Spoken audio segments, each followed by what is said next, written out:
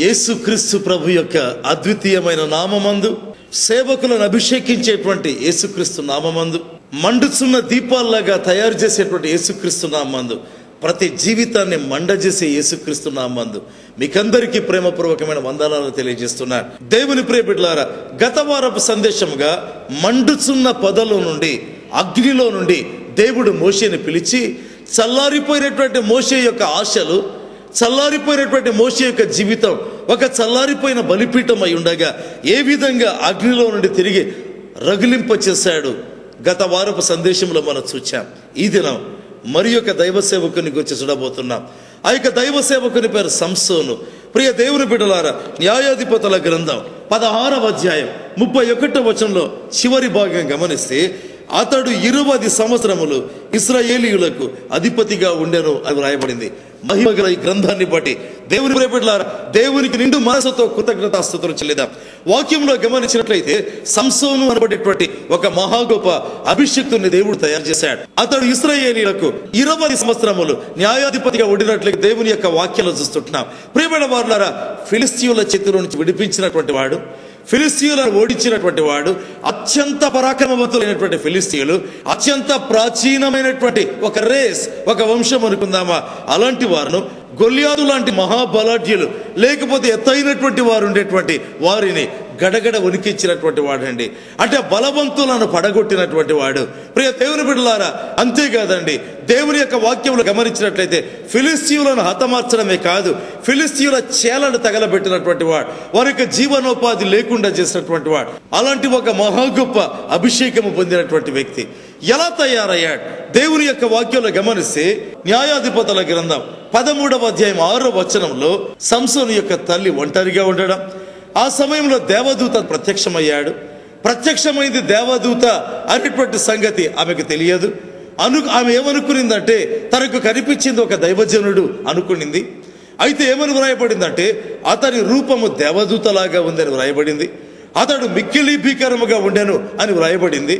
ప్రియ దేవుని బిడ్డలారా, ఎందుకు ఆ యొక్క రూపము భీకరంగా కనిపించింది? దేవదూతలు ఆయా సందర్భాల్లో ఆయా రకాలుగా కనిపిస్తుంటారు. ఈ భాగంలో గమనిస్తే భీకరమైనటువంటి రూపంతో ప్రత్యక్షమయ్యాడు. పరాక్రమముతో, రోషముతో, పట్టుదలతో, లేకపోతే మహాబలముతో దిగివచ్చి ఆ యొక్క ఫిలిస్తీయుల చేతిలో నుంచి ఇశ్రాయేలును విడిపించేదానికి ప్రత్యక్షమైనటువంటి ఒక దేవదూత రూపంలాగా మనం గమనించగలమండి. దేవునికి నిజంగా స్తోత్రాలు చెల్లిద్దాం. వాక్యంలో గమనిస్తే న్యాయాధిపతుల గ్రంథం 13వ అధ్యాయం 20వ వచనంలో ఆ దేవదూత రెండవసారి ప్రత్యక్షమయ్యాడు. మానోహకు ప్రత్యక్షమయ్యాడు. మానోహ ప్రశ్నించడం, ఆ పిదప దేవదూత జవాబులు ఇవ్వడం, మానోహ ఒక దహన బలి అర్పించడం, ఆ యొక్క జ్వాలలు పైకి లేస్తుంటే ఆ యొక్క దహన బలి పశువు దహన బలి అర్పించగా బలిపీఠం నుంచి జ్వాలలు పైకి లేస్తూ ఉంటే ఆ యొక్క జ్వాలలలో ఆ దేవదూత ఆరోహణం అయిపోయాడు. బైబిల్లో రాయబడింది, దేవదూత ఒక ఆశ్చర్యకార్యం చేశాడు.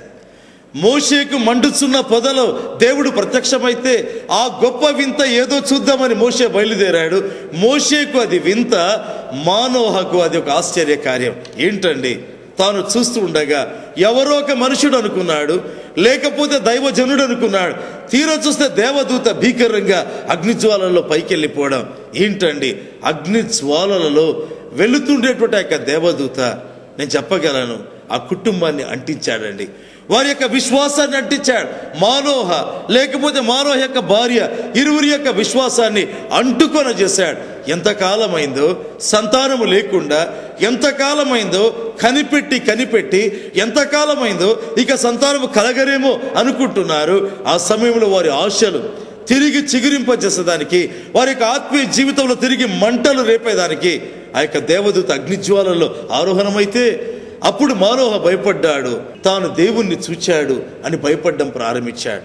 ప్రియ దేవుని బిడ్డలారా, అక్కడి నుంచి ప్రారంభమైంది వారి యొక్క ఆత్మీయ జీవితం.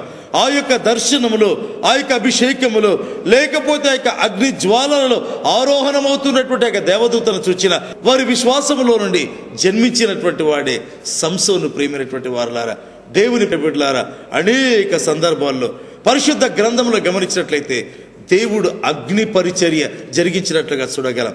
అగ్నిలో నుండి పరిచర్య జరిగించినట్లుగా చూడగలం. దేవుని వాక్యంలో గమనిస్తే న్యాయాధిపతుల గ్రంథం 13వ అధ్యాయం 5వ వచనంలో ఒక గొప్ప పిలుపును చూస్తుంటున్నాం.